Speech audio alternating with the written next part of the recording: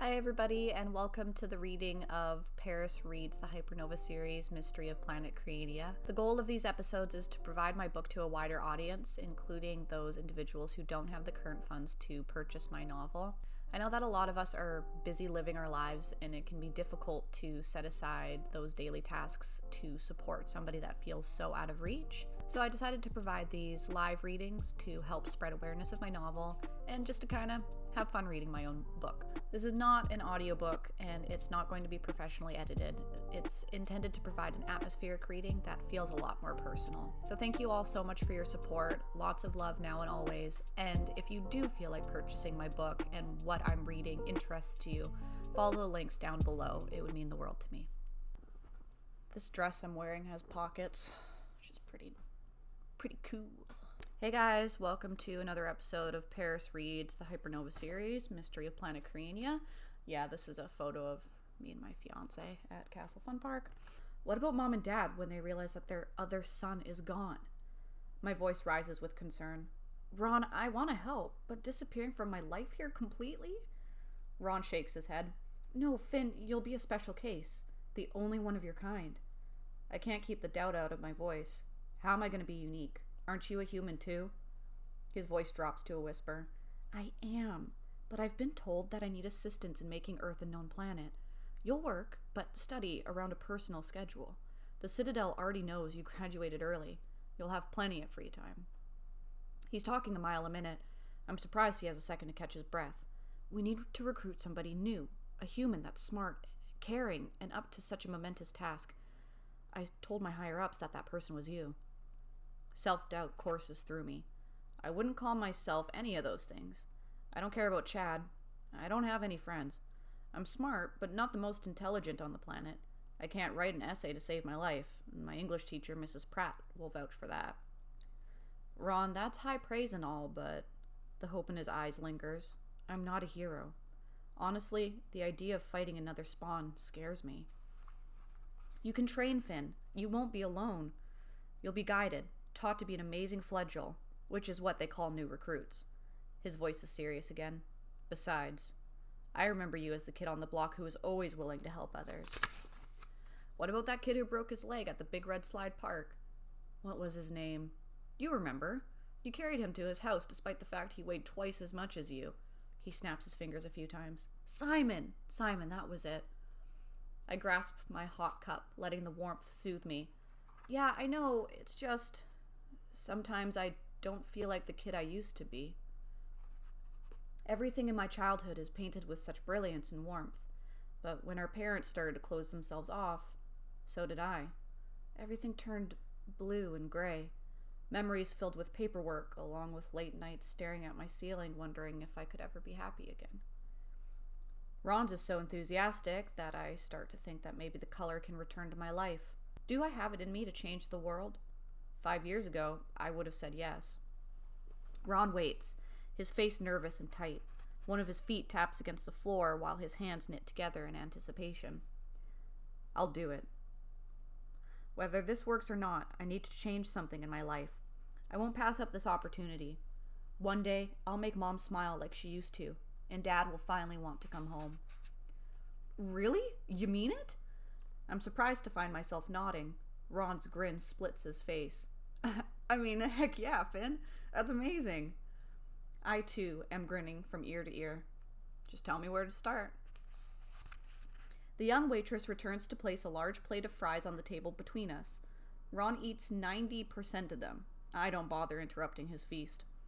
Oh, I haven't had Earth food for so long. It's so good. Well, why not order something else? He shakes his head. I've so much to show you before today ends. No time for food.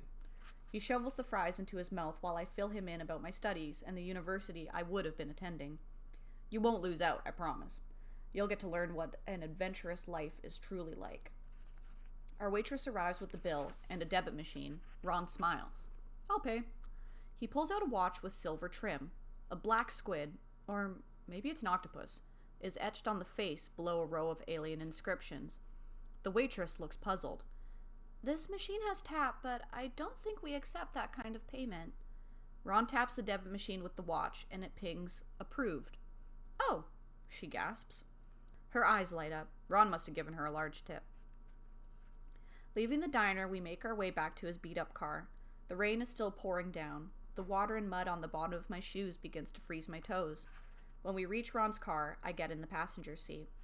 Ron notices how soaked I am. I got some fresh socks and a sweater back on my ship. You have a ship? Like a spaceship? I gasp. Yeah, man. He rolls up his sweater sleeve, revealing once again his extraordinary silver watch. So, is that a Fitbit? Ron laughs, shaking his head. It's a Jericho watch. He raises the face to the front of the steering wheel and the car's motor springs to life. This car was made at Citadel HQ, especially for this undercover job, he explains while pulling out of the parking lot. I needed to fit in, unobtrusively, and this seemingly old junker doesn't attract attention, but it has a few hidden tricks up its sleeve. Immediately, I piece together how Ron managed to catch up to me after our encounter in the forest. My brother drives like a maniac, not using his indicator, speeding through yellow lights. My sweaty palms grip the dashboard for dear life. Speeding through the downtown core, we leave the outskirts, ending up on the other side of the city. Humble homes and apartments decorated with flowers zoom past. Ron taps the face of his Jericho watch.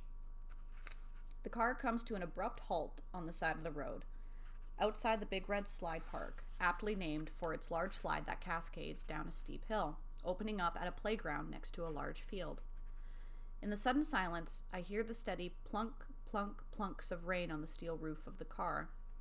My ship is in that field. He points down the hill. I survey the empty surroundings, but can see nothing. Must be a tiny ship. He laughs at that, opening his door. I follow while he responds.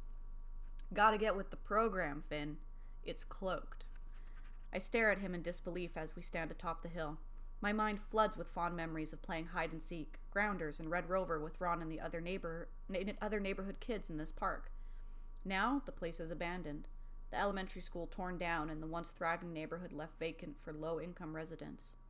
Careful, Ron warns. The hill is slippery. We start our descent. So, how long have you been here on Earth? I ask him.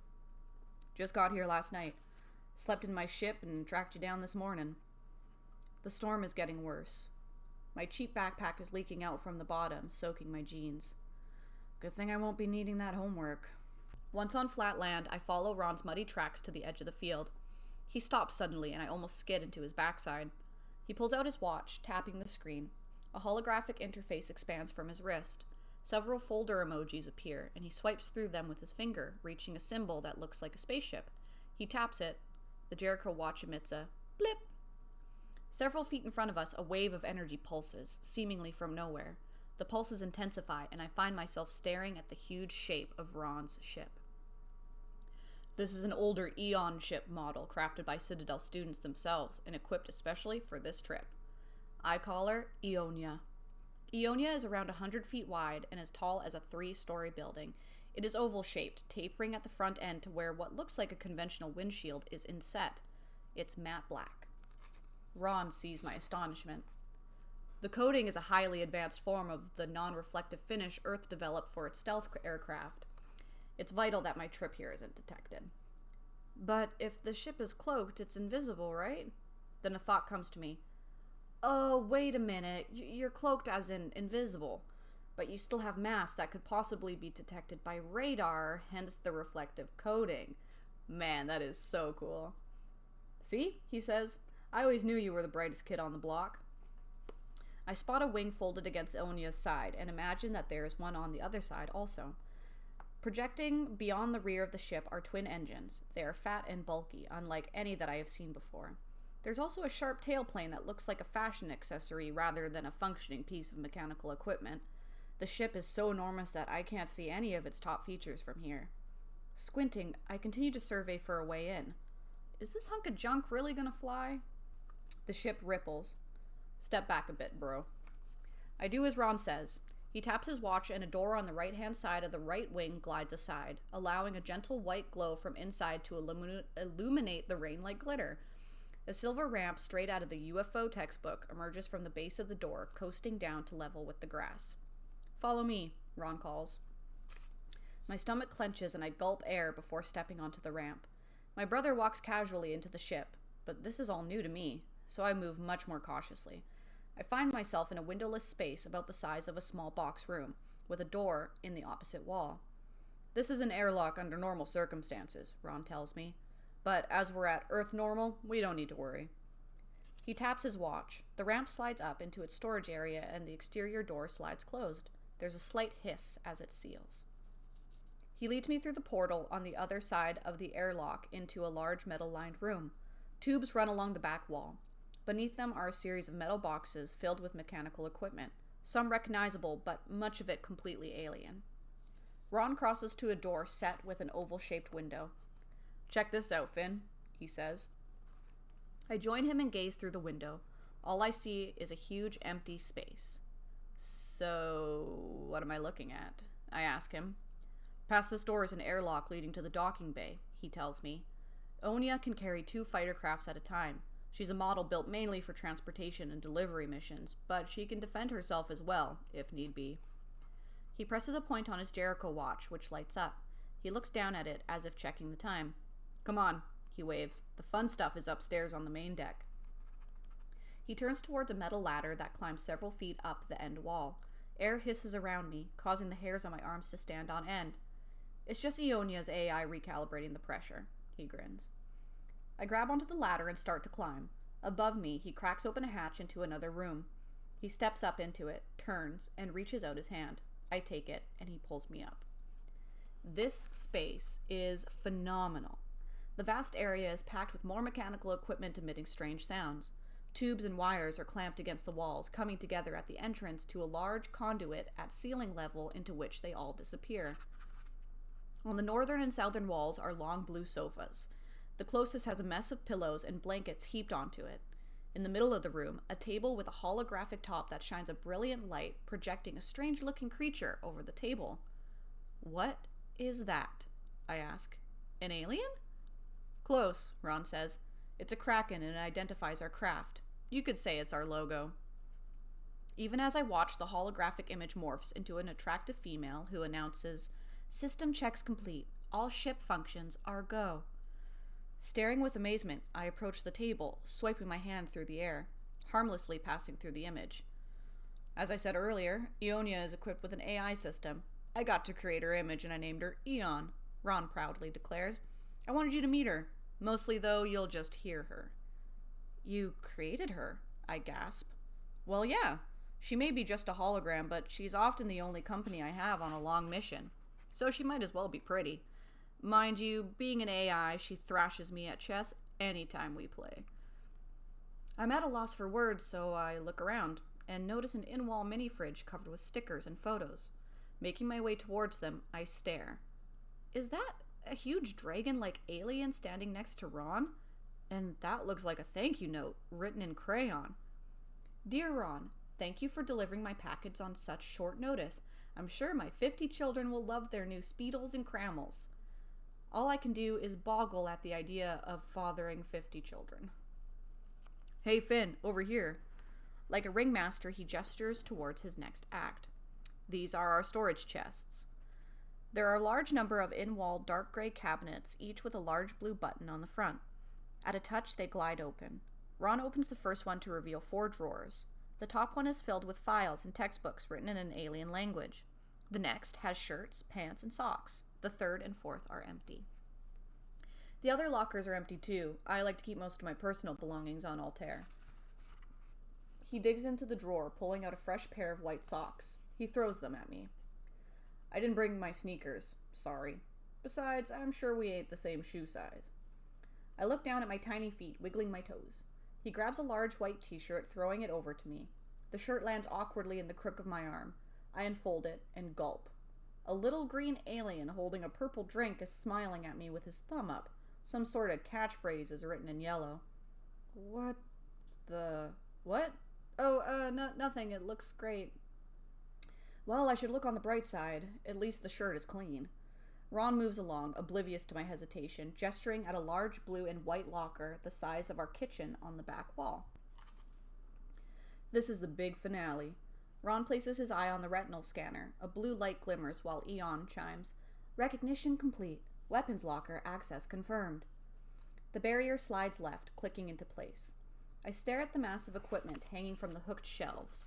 Blue bombs like those in his Honda are packaged in a case at the bottom of the locker, while 2 guns, different from the one he was carrying earlier, rest above. They look similar, like handguns, with round-plated barrels connected to a trio of wires running from grip to trigger. That's a photon blaster, and, he says, pointing, those are argon bombs. Sounds like a bunch of gibberish to me. I stand beside Ron and reach out to pick up a weapon and get the feel of it. Before I barely make a move, the weapons locker snaps closed, almost chopping off my fingers. Ron grins. You're not authorized to have access yet. That's gonna come later. A strange smell catches my attention, causing my nostrils to flare. Pepperoni? Cheese? On the table, I spot a square box containing a single slice of green pizza. Is that pizza? Ron's dirty napkins lie next to it, soaked in grease. I have to fight the urge to find a trash bin and start cleaning. Ron looks over and grins. Nah, it's an individual grok meat meal from a few galaxies over. So, yeah, it's pizza. Walking over to one of the lockers, I place my ruined bag down. I hear Ron play with the control panel as I switch out my socks, replacing my wet sweater and undershirt with the new ones he gave me. Time for us to head for the flight deck. Come on, Ron says. He walks back towards the ladder, and I realize that it continues upwards. He goes ahead, and I follow him into a much smaller area that houses 2 seats that look like those you might find on the flight deck of any modern passenger jet. He takes the left-hand one and motions for me to occupy the other one. But that is where the likeliness ends. The blanked-out windshield is in front of us, but below that is a simple panel that houses several banks of switches and what appears to be a radar screen, but is infinitely more complex. Beside it is a system information screen. He flips a switch, and the system screen indicates that the ship's AI is active. Alright, Eon, let's take this nice and easy. Park us outside of Earth's thermosphere, Ron orders. Affirmative. Coordinates set, comes Eon's soft female voice. Whoa, wait, hold up. We're leaving now? But I didn't pack, I protest. Don't panic, it's just a test drive. He flips a switch and the windshield turns clear. The park rests peacefully 30 feet below. We begin to rise. There's no sound, and I wouldn't have known it, but my chair shakes gently, and I see the ground beginning to recede. How on earth? I gasp. Anti-gravitics, Ron says. Many alien systems have had it for centuries. It provides a controllable means of converting gravitational attraction into repulsion. It's fitted mainly to Citadel freighters that need to land on other planets. Fighters don't need them since they operate in space. We accelerate and the big red slide park turns into a speck in my vision, then disappears completely. Oh, I think I'm gonna be sick. My fingers squeeze so tight the knuckles pop as I suck in a deep breath. The ship pivots and my view of the ground is obliterated by rain splattering against the windshield. Dark clouds race towards us. We hit a wall of turbulence within the storm. A giggle escapes my lips just before we punch through the gray rain into a dark eclipse above the Earth's stratosphere. I'm aware that space sickness is a common phenomenon, but I never expected to feel it myself. I squeeze my eyes shut and manage to hold in my stomach contents as the ship hums to a standstill. It's okay, Finn. You can open your eyes now. I do as he says. We shifted while my eyes were closed. Ionia is now facing the Earth, and the view is almost impossible to put into words. The rays from the sun hit Earth directly. I see millions of dazzling lights, every color imaginable. Rose-colored dots speckle the horizon. Iridescent clumps of forest intertwine across the peaks of mountainous formations. Beyond that, I see mesmerizing stars. Millions of them, light years away, but it's like I can reach out and touch them. I lean across the control panel, taking care to avoid the buttons and switches. This view, it's as if someone took the brightest light bulb in the world, painted in all the colors of Earth, turned it on, and was blinded by it. Ron, I managed to say, this is unbelievable. A huge grin creases his face as he stands up, admiring the view himself. This is only the beginning. Honestly, no matter how many planets I visit, seeing Earth like this, it's different. Because it's home? He falls silent, but I see his hand twitch at the comment. Want a better view? What do you mean by that? Ron crosses back towards the access hatch to the floor below. I follow, my steps hesitant. I've trusted him this far, haven't I? We climb back down to the bottom floor. He stands next to the entry door to the ship and grabs his Jericho watch by the strap, pressing a latch where the buckle has been replaced. It falls into his hand. Hold out your wrist. Please, don't throw me out the door. I don't want to die floating in space. He grabs my wrist, fitting the contraption in a tight lock. Don't be silly. I would never kick you out of my ship. Well, what about the dying part? He smiles, reaching towards the door. Oh yeah, no, that too. The word stop forms on my lips, but before I know it, the door is sliding open, revealing a thin blue barrier protecting us from the vacuum of space. A white noise fills the hangar around us. Looking back down at my body, I gasp. What is this? The same barrier wraps around my entire body. Beyond my glasses, I see a light sapphire tint. Ron chuckles. These blue barriers are like spacesuits. They'll protect you in any environment. He moves quickly behind me, pushing his hands firmly against my shoulder blades.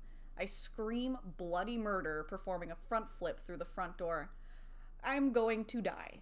I wave my arms around, trying to grab onto something. Anything. All I can hear is Ron's laughter. Open your eyes, he calls. His calm voice seems to be coming from inside my bubble. I guess I don't have any other choice.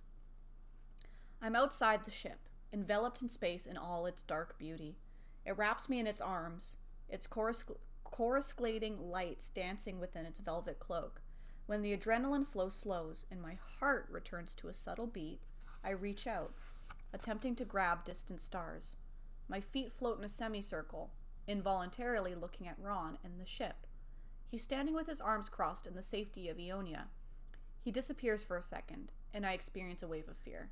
This better not be a ploy to abandon my dead body in space. Ionia makes a strange high-pitched whir. A blue nylon cord appears from the underbelly of the ship. It shoots towards me, attaching itself to my suit. Ron's voice speaks reassuringly in my ear. This is a safety line attaching you to the ship. I look down at the thin nylon thread. It's 20 feet in length. I mean, it looks flimsy to me, but I have to trust Ron. Using the momentum from a leg kick, I aim my head towards Earth, soaking in its beauty. That's when something catches my eye. A black dot. Getting bigger? As if something is flying towards me. Ron? That's when it hits me. Peace out. See you next time.